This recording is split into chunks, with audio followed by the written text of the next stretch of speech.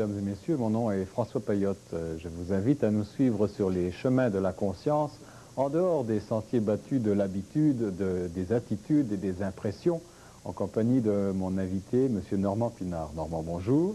Bonjour. Normand, quel serait d'après vous l'obstacle majeur, principal à la communication, à la créativité, à l'harmonie? C'est toujours, on peut toujours dire ici qu'il y a plusieurs sortes d'obstacles majeurs. C'est toujours ce qui rentre dans l'individu qui n'appartient pas véritablement à son intelligence, mais qui appartient à l'émotivité. On pourrait dire qu'à chaque fois qu'il y a trop d'émotivité, une émotivité qui n'a pas raison d'être véritablement, à l'intérieur d'une communication, par exemple, il y a toujours un problème qui vient faire en sorte que ce que nous voulons dire ou ce qui est interprété n'est pas véritablement ce qui doit être. Ce n'est plus l'intention, mais ça devient une transformation, une coloration du message. Oui, une interprétation de ce message-là, oui. Et on peut dire que l'individu, par exemple, qui, au niveau, par exemple, des communications, c'est sûr que c'est toujours cette énergie qui doit l'animer, qui doit passer spontanément en lui pour pouvoir lui donner ce verbe. Parce que sinon, nous faisons constamment référence à des points de référence qui appartiennent au passé. Il n'y a pas de laisser-être, si on veut. Je pense que quelqu'un qui atteint vraiment un grand sommet de la communication ou qui réalise ce qu'il veut réaliser, c'est être ici et maintenant, dans ce moment présent, le vivre pleinement, dans le but de faire exactement de faire passer ce qu'il doit être dit en son temps, sans aucune forme d'astralité, sans aucune forme de mémoire, sans aucune forme de choses qui n'appartiennent pas justement à cette spontanéité qui vient de la profondeur de l'inspiration de l'individu humain, qui est en relation avec cette énergie pour pouvoir être un avec tout l'ensemble des choses qui l'entourent. Est-ce qu'on ne pourrait pas dire tout simplement que c'est la peur, à ce moment-là, qui est l'obstacle majeur de la communication, de la créativité? Oui. Qu'est-ce que c'est que la peur? D'où vient-elle? Il y a plusieurs façons, manières de... La peur, on peut dire qu'il y a une peur qui est raisonnée. Il y a une peur qui est raisonnée. C'est évident que si vous traversez la rue et que vous passez proche de vous faire frapper par une voiture, évidemment, vous allez avoir très peur. C'est de la prudence. C'est de la prudence. Mais il y a cette angoisse qui est injustifiée, par exemple. L'angoisse appartient à la mémoire, appartient au comportement de l'individu. C'est-à-dire que c'est quelque chose qui n'a pas raison d'être dans le ici et maintenant, dans la vie quotidienne de quelqu'un. C'est l'expérience totale de l'astralité, c'est l'expérience complète de la mémoire, et c'est ce qui entraîne constamment l'individu d'accéder à lui-même et de vivre dans une société où il peut réellement créer, c'est-à-dire au-delà de sa propre peur, apporter quelque chose qui n'est plus coloré par une mémoire qui n'y est plus utile. Et la peur, l'angoisse, vient souvent de cette chose que j'appelle le conditionnement social, qui est une mémoire avec laquelle nous cohabitons à tous les jours et qui vient entraver véritablement l'individu dans son cheminement pour atteindre les plus hauts plans de sa conscience. À la mesure où un individu grandira dans sa conscience, à la mesure où un individu atteindra des plus hauts niveaux de ce qu'il est, qu'il laissera être ce qu'il est dans un élan de spontanéité, automatiquement l'angoisse tombera. Mais souvent, pour que l'angoisse cède, il faut souvent connaître l'origine de son angoisse. Et la plus grande des choses, c'est toujours de foncer dedans, d'affronter les événements anxiogènes et qui permettent à un individu de s'en libérer, par exemple. Je pense que ça fait partie en ce moment de la majorité de toutes les thérapies que nous pouvons rencontrer, Gestalt-thérapie par exemple, qui consiste à affronter par la méthode de submersion, de plonger, n'est-ce pas, dans l'angoisse. Autrement dit, on pourrait dire que c'est le bain de la mémoire où il faut savoir que ce n'est que de la mémoire et que l'image d'un chien enragé n'a jamais mordu personne. Mais c'est un peu de cette manière-là que ça fonctionne, l'angoisse. C'est que nous avons en nous l'image, justement, de cette espèce de bête, de créature, de ce monstre, de ce chien enragé, mais qui n'est en réalité qu'une photo, qui n'appartient pas à la réalité du moment présent. Et c'est pour ça, d'ailleurs, que dans les rêves, nous faisons toujours l'expérience de ces images-là. Ces images que nous avons gardées en mémoire. Ces images qui viennent entraver constamment le développement d'un individu, le mettre sur un chemin qui ne lui appartient pas, mais plutôt d'une mémoire dans laquelle il reste éternellement emprisonné aussi longtemps qu'il n'a pas affronté sa peur pour en sortir. Comment affronter une peur lorsque la peur, par définition, a pour effet ou joue le jeu du verrou ou du cadenas sur la volonté de la personne? Comment est-ce qu'elle peut faire sauter ce verrou-là? Par sa volonté. Disons que c'est toujours la volonté. Il faut affronter ses peurs. Il faut lutter contre ces peurs pour pouvoir accéder justement à s'en débarrasser. Oui, mais c'est un cercle vicieux parce que la peur vous empêche de faire sortir ou d'exprimer votre volonté. Il me semble que c'est un cercle vicieux. Au début, ça peut sembler toujours une chose difficile, mais là où ça devient un cercle vicieux, c'est quand l'individu n'a pas conscience qu'il se laisse mener par le bout du nez par sa peur. Donc, prendre conscience. Prendre conscience de sa peur, c'est prendre conscience des dimensions qui sont en nous, de mémoire, dans lesquelles nous étions autrefois assujettis et qui nous permettent à ce moment-là de nous libérer. Ça veut dire la regarder en face. La regarder en face et la vivre aussi dans le quotidien. C'est-à-dire qu'on ne pourrait pas, par exemple, si un individu est aux prises avec une peur, une angoisse profonde, on peut dire par exemple des chats. Alors, si on prend par exemple des individus qui ont peur des chats, alors il s'agit simplement par immersion de commencer à approcher les chats tranquilles. Et au bout d'un certain temps, vous avez des individus qui se retrouvent dans une pièce avec plusieurs chats. Alors, on s'habitue au monstre, si on veut, et qui n'est qu'un petit chat. Et à ce moment-là, il y a des conditionnements graduels pour s'apercevoir que dans l'intelligence comme telle, il y a des conditionnements d'une peur qui est toujours injustifiée. Alors on peut dire ici que l'individu accède à un niveau d'intelligence où il a des faits de la mémoire, où il a des faits, une émotion qui ne lui sert plus. Et c'est à partir de ce moment-là qu'un individu, au lieu d'être possédé par toutes sortes de choses, se possède de plus en plus et peut accéder à un élan de créativité absolument extraordinaire. Mais malheureusement, on peut dire que la majorité des gens sont aux prises avec des peurs qui appartiennent au passé, qui appartiennent toujours à la mémoire de ce conditionnement social et qui fait que l'individu ne peut pas véritablement accéder à lui-même, qu'il ne peut pas être pleinement créateur à l'intérieur d'une société, qu'il ne peut pas être pleinement ce qu'il est. Et ça fait la grande différence entre se laisser être et se laisser aller aux prises avec une peur qui souvent empoisonne toujours. Il n'y a pas un individu qui peut accéder à des niveaux plus supérieurs de la conscience sans rencontrer ce que je pense dans certaines religions nous avons appelé le golem. C'est quoi le golem? Et qui est le double, je pense, négatif de ce que nous sommes. C'est la rencontre de toutes nos peurs qui prennent une forme. Nous pouvons, par exemple, rencontrer des monstres hideux la nuit, dans des rêves. Et il faut savoir affronter ces monstres qui sont simplement des projections de notre psyché mémorielle, surtout des interdits et surtout la mémoire du conditionnement social accaché de l'individu. Il faut, pour devenir Dieu, affronter notre Satan intérieur. C'est-à-dire que pour devenir ce siège de la divinité en soi, de cette lumière, de cette transparence, il faut affronter aussi les ténèbres, l'incompréhension de ce que nous sommes, affronter tout ce qui n'est pas intelligent et qui n'appartient qu'à un domaine émotif, qui n'a pas son utilité dans l'individu, qui atteint une très grande liberté et qui peut à ce moment-là, après s'affronter lui-même, affronter simplement la réalité et devenir un individu extraordinairement créateur. Comment se fait-il qu'on soit fasciné d'un autre côté par les films d'horreur ou simplement par les manèges à sensations très fortes? On aime la peur. On aime, c'est-à-dire... On la recherche même. Certaines personnes sont tellement habituées à vivre dans la peur que pour eux, c'est devenu presque normal, disons, de vivre dans des états seconds de cette peur, d'avoir ce qu'on appelle des feelings, vous savez. Il y a une certaine recherche de la peur chez l'être humain, si on prend par exemple certains films, mais nous projetons toujours tout ce que nous ne pouvons pas réussir à comprendre, nous en faisons des monstres. C'est une forme d'exorcisme.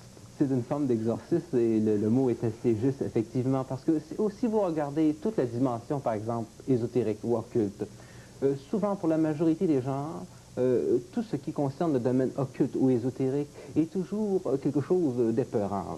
Quand on parle de créatures qui cohabitent des plans parallèles, etc., toujours nous avons placé ces créatures à l'extérieur de nous et nous leur avons donné une vie qui ne leur appartient pas dans le sens que c'est toujours une projection de nous.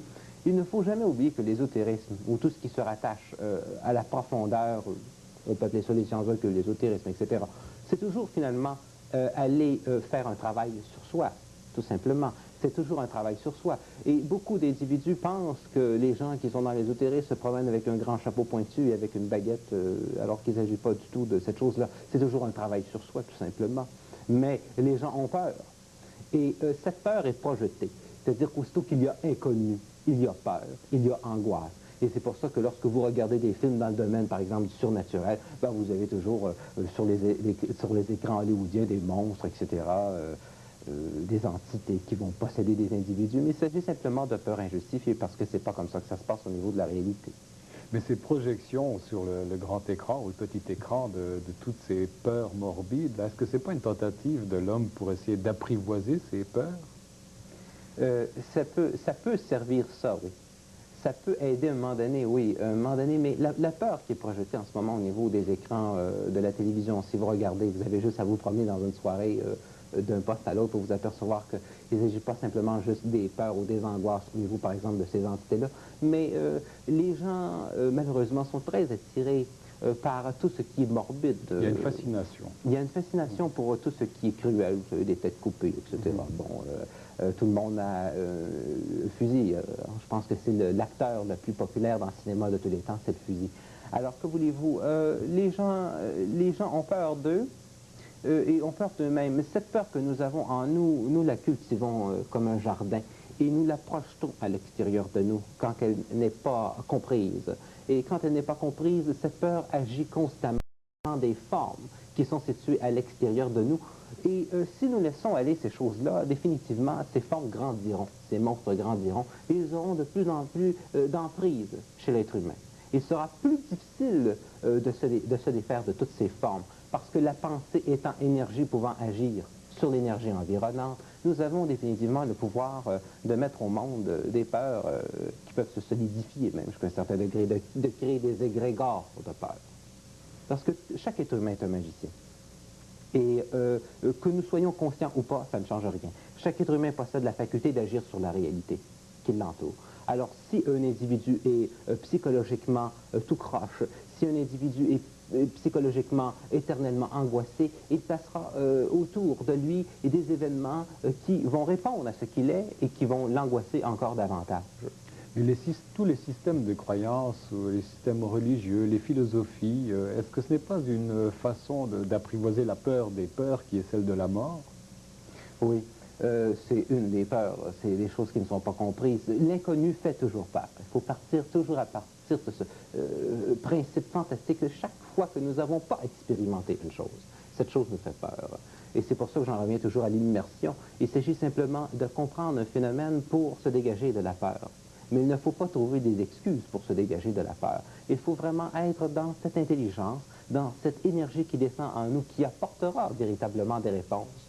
Si elle n'est pas bloquée par la peur chez un être humain, il pourra accéder automatiquement à des niveaux de sa conscience qui sera supérieur, qui ne sont pas astralisés. Et une des plus grandes choses qui est astralisée dans l'homme, c'est justement cette peur. Que voulez-vous? Il y a des individus qui veulent atteindre des très hauts niveaux de la conscience. Et ce sont des individus qui voudraient connaître souvent des techniques pour accéder à des plus hauts niveaux de la conscience, mais malheureusement, aussitôt qu'ils sont dans la noirceur, ils ont peur. Voyez-vous? Aussitôt qu'ils sont dans une situation concrète de la réalité, ils ont peur de leur ombre. Comment voulez-vous accéder à des plus hauts niveaux de la conscience supérieure si, dans le ici et maintenant de votre réalité de tous les jours, vous êtes toujours aux prises avec votre ombre, qui est l'ombre finalement de rien du tout, qui est l'ombre de votre imagination débordante, qui est négative, qui fait partie de votre mémoire, de vos interdits. Alors, il faut à ce moment-là qu'un individu affronte lui-même pour accéder à lui-même. Toujours affronter les plans de la noirceur qui sont en nous pour accéder à des plans de lumière et qui permettent à l'individu à ce moment-là de se dégager de ses peurs et d'accéder de plus en plus à l'intelligence qui est située en lui. Plus un individu s'approchera de sa conscience, plus il deviendra libre. Est-ce qu'affronter la peur, c'est pas le processus même de l'initiation? Oui, c'est la base même de l'initiation. On pourrait dire que c'est la plus grande des initiations. C'est affronter la peur que nous vivons. Dans toutes les religions, c'est affronter ces entités. C'est le combat entre l'ange et Satan. C'est le combat intérieur entre la lumière et l'ombre qui cache toujours ces monstres intérieurs qui sont imaginaires. C'est la base même de l'initiation. Et est-ce qu'il y a une forme de peur que vous avez rencontrée vous-même dans ce processus d'auto-initiation? Oui, il n'y a pas d'expérience au niveau initiatique sans peur, c'est bien évident. Il n'y a pas d'expérience de la conscience qui peut se faire sans affronter ses propres peurs. Alors, si vous me posez la question, je dirais oui. Il n'y a pas aucune initiation possible que j'ai pu réaliser sans affronter les peurs qui m'ont toujours permis de comprendre de plus en plus là où en moi où étaient situées des erreurs, des mémoires que je devais combattre pour pouvoir accéder à des plus hauts niveaux de la conscience. Mais il y a souvent des individus qui voudraient toujours arriver à des plus hauts niveaux de la conscience sans régler les questions primordiales dans le ici et maintenant qui impliquent justement cette peur-là. Alors il faut absolument affronter cette peur-là. Donc un initié, c'est quelqu'un qui est libéré de la mémoire. Qui est libéré de la mémoire, qui est libéré des peurs, qui est libéré de tout ce qui n'est plus utile. Et entre autres, une de ces choses qui est le plus, qui n'a absolument aucune sorte d'intelligence, ce sont toujours ces angoisses qui, dans tous les jours, bloquent notre propre communication avec nous-mêmes et nous empêchent justement d'entrer en communication avec les autres d'une manière totalement objective. Comment va naître une phobie, par exemple? Des petites peurs, là, mais qui vont devenir grandes par la suite. Oui. Les phobies sont toujours la représentation de grandes peurs, mais non avouées. C'est-à-dire qu'une personne, par exemple, qui a des conflits intérieurs au niveau de la mémoire, du conditionnement social, va souvent, à une certaine période de sa vie, si elle ne sait pas regarder, c'est-à-dire une personne, par exemple, qui se ment, et va toujours projeter tôt ou tard, au cours de sa vie, toutes ses peurs à l'extérieur d'elle. Et ça va prendre la forme de ce qu'on appelle des phobies. Mais les phobies, ce sont des excuses que nous plaçons à l'extérieur de nous pour ne pas travailler sur la véritable peur. Alors nous disséquons une multitude de petites peurs que nous projetons à l'extérieur de nous et pendant que nous occupons l'esprit aux phobies, ça nous empêche véritablement d'accéder à nous-mêmes parce que là, le subconscient, qui est l'oubli de ce qu'on n'a pas oublié, agit toujours en fonction de distraire l'individu de sa véritable initiation, de son véritable chemin qu'il doit entreprendre pour pouvoir se libérer. Alors les phobies, ce ne sont pas des petites peurs, c'est les symptômes véritablement de et unique grande peur qui est projetée à l'extérieur et qui prend des formes qui sont différentes. Les gens, on ne peut pas avoir peur d'un ascenseur. On ne peut pas avoir peur, par exemple, des endroits comme les gens qui sont claustrophobes, par exemple. Ce sont toujours des peurs qui sont à l'extérieur de nous. On n'a pas peur comme ça simplement ou angoissé par rapport à une situation sans qu'il y ait véritablement dans l'être une cause très importante. Mais souvent, il est moins douloureux de projeter ces peurs à l'extérieur de nous sous forme de phobie que de s'affronter réellement et de comprendre qui l'on est. Les gens ont tellement peur d'être ce qu'ils sont, de se rencontrer eux-mêmes et faire l'expérience d'eux-mêmes, qu'ils aiment mieux utiliser des chemins qui vont permettre de les distraire. Et ils vont placer à ce moment-là, développer définitivement des phobies, et ça peut aller très loin. La peur engendre bien souvent un sentiment de culpabilité, oui, également. Comment se défaire de ceci? Il y a déjà sentiment de culpabilité pour qu'il y ait déjà angoisse, parce que souvent l'angoisse prend origine dans le sentiment de culpabilité. Et le sentiment de culpabilité, on peut dire que dans le domaine de notre éducation avec la religion, je dirais plutôt le système religieux dont nous avons récolté, est basé même sur la peur. Tout ce qui est peur, horrible, satanique, etc.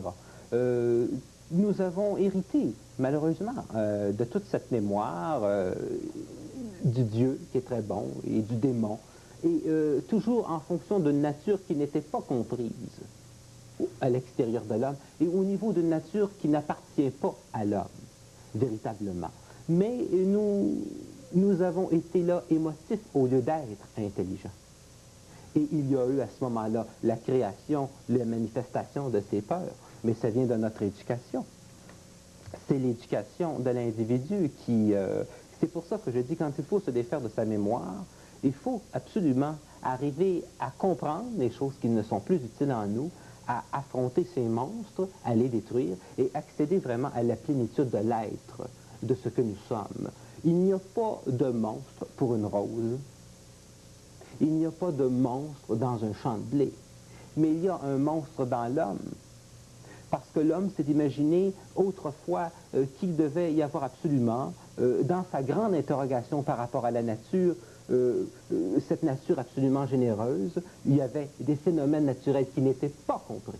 Et ces phénomènes non naturels, vu que c'était toujours catastrophique, il y avait donc des esprits du bien, des esprits du mal. Alors nous avons toujours puisé ou créé ces peurs dans le passé, ces sentiments de culpabilité d'un Dieu vengeur, et de l'autre côté, du Dieu qui pouvait être abondant, du Dieu qui pouvait récompenser l'homme. Mais nous sommes encore aujourd'hui aux prises avec cette mémoire-là dans notre société de tous les jours. Il y a des gens qui ont tout simplement peur d'entamer une communication avec une autre personne, qui vont toujours être retirés, timides, à l'écart, etc. Tout simplement parce qu'ils ont peur d'être jugés sur ce qu'ils vont dire. Que leur diriez-vous? Ah, ben, je suis bien placé pour pouvoir peut-être répondre à cette question-là. On ne peut pas, disons, il faut affronter ses peurs. Et il y a toujours l'ego. Que voulez-vous? L'ego, il est émotif. Alors, il est impossible d'être dans le public et de pouvoir dire, lorsque vous émettez une opinion, c'est toujours certain qu'il y a 50% des gens qui vont partager votre vision de voir. Il y a 50% des gens qui ne la partageront pas. Que ce soit dans tous les domaines, voyez-vous, que ce soit dans le domaine politique ou à propos d'un verre d'eau ou n'importe quoi, n'importe quel sujet que vous voulez aborder, parce qu'il y a interprétation de ce que vous allez dire, etc. Il faut accepter ce jugement.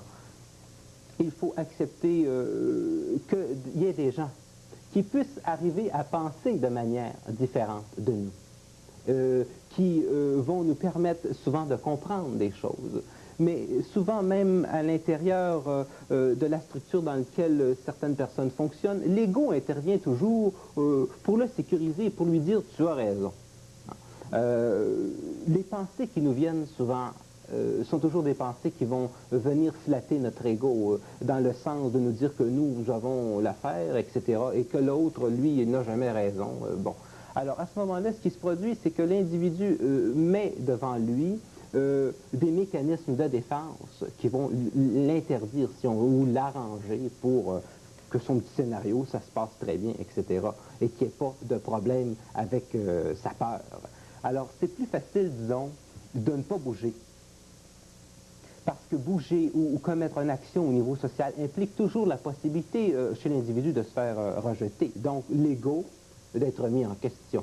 Donc, tout le monde émotif, astral de l'individu d'être remis en question. Alors que de ne pas bouger, ça implique moins de danger d'affronter les autres et de se faire remettre en question. Et c'est pour ça que vous avez des individus qui sont des individus d'action et vous avez des individus qui passent leur vie à regarder les autres vivre au lieu, eux, de vivre. Donc on va vivre le rejet tant et aussi longtemps qu'on aura peur d'être contesté dans ce qu'on dit, dans nos pensées, nos opinions. Oui, pire que ça. Donc les individus qui ne bougeront pas simplement. C'est pour ça qu'il y a des individus dans la société qui vont vraiment... On ne peut pas être en public, je pense par exemple aux personnalités politiques, etc. Bon, alors tous les gens votent pour eux, ils sont au pouvoir, et une fois qu'ils sont au pouvoir, tout le monde les descend. Bon, alors que voulez-vous? C'est sûr qu'il faut, pour être un individu en face d'un public, il faut être capable d'arriver définitivement à accepter qu'il y a des gens qui partagent votre opinion, il y a des gens qui ne la partagent pas, et un point c'est tout. Mais si l'ego intervient, ou si vous êtes si fragile que ça, alors vaut mieux vous enfermer pour le reste de votre vie dans un garde-robe, il n'y aura pas aucun danger là. Mais votre vie va avoir une saveur un peu à la boule à mythe, ça ne sera pas tellement intéressant. Il y a des fois où cette peur de se soumettre au test ou au jugement des autres peut prendre des proportions désastreuses dans la vie d'une personne. Je prends l'exemple de l'examen pour l'étudiant. L'étudiant qui doit passer un examen, puis le trac, la peur, va lui faire perdre la quasi-totalité de ses moyens. Qu'est-ce que vous conseilleriez à une personne comme ceci? Il y a quand même des états de relaxation qui peuvent permettre à un individu d'entrer en alpha, qui peuvent permettre à un individu d'accéder à lui-même d'une manière très douce et apprendre à se décontracter. Hein. Mais la peur est quelque chose d'irraisonné. Nous ne pouvons pas être raisonnables par rapport à de la peur, parce que c'est quelque chose justement qui est irraisonné. Comment peut-on combattre avec la raison quelque chose d'irraisonné? Ici, nous sommes en face justement de ce dilemme que la raison a sa raison, que la raison ignore. Et alors, il s'agit simplement de relaxer autant que possible et de comprendre qu'il s'agit là d'une peur. Mais souvent, la peur est irraisonnée, voyez-vous. Alors, moi, je pense qu'il y a quand même certaines techniques de respiration, il y a certaines techniques de relaxation qui peuvent permettre à un individu d'accéder à des plus hauts niveaux de la conscience. Mais c'est toujours le résultat d'affronter la peur. Donc, je dirais qu'il faut définitivement vivre la peur pour éventuellement affronter cette peur-là et qu'elle tombe. C'est le seul moyen, je pense, de se défaire véritablement de la peur. Ça peut être très énervant pour quelqu'un qui passe des examens et d'en perdre totalement les moyens, mais après le 20e ou le 30e examen, on commence à prendre les choses un peu plus relaxes. Il en est de même pour toutes les choses qui sont dans la vie. L'initié doit affronter ses peurs.